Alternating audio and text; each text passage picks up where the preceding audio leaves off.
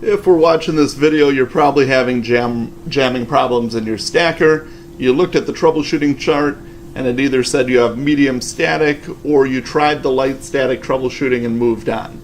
So the first thing we want to do is make sure that the stacker is set up properly.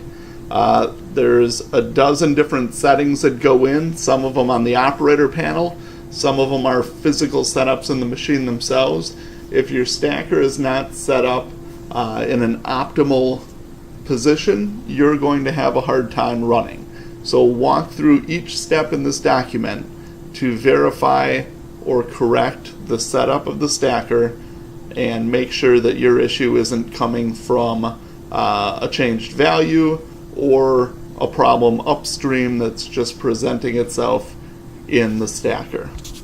While the line is moving paper, look for the 8 static bars and verify each one of them has a green light on the front. If the light is red, the static bar is not actually working even though it's moving air. You need to unplug it right here and plug it back in for the static bar to be working. The static bar closest to the stacker should be blowing air at a 45-degree angle, high enough to lift the paper up, not too high where it hits the static bar, and not too much air where the last sheet in a batch or the first sheet get disturbed. We want to verify the web path of the turn bar. It should not be dragging over the Teflon roller on top. If it is, re-web. We want to verify the web path from the unwind all the way to the stacker. So for example, here in the EMT perf unit, if we're in bypass, we should be webbed over the top.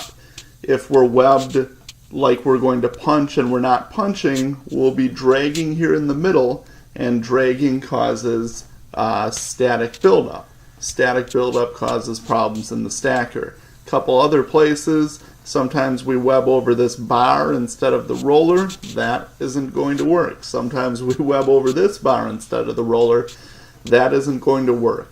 Both of those situations will cause a lot of static. In the slip merge, while we're running, there's 2 rollers in the center here. We want to make sure that air is being blown through those turn bars. If there's not air blowing through those turn bars when we're running, it will generate a lot of static.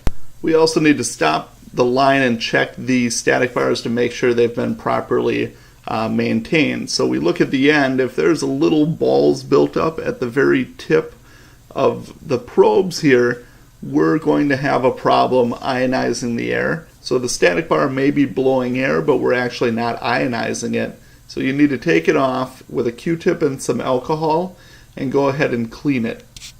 Put it back together, make sure they're all green. We want to make sure we're sending a good stream of paper to the static. We want the stream to be tight.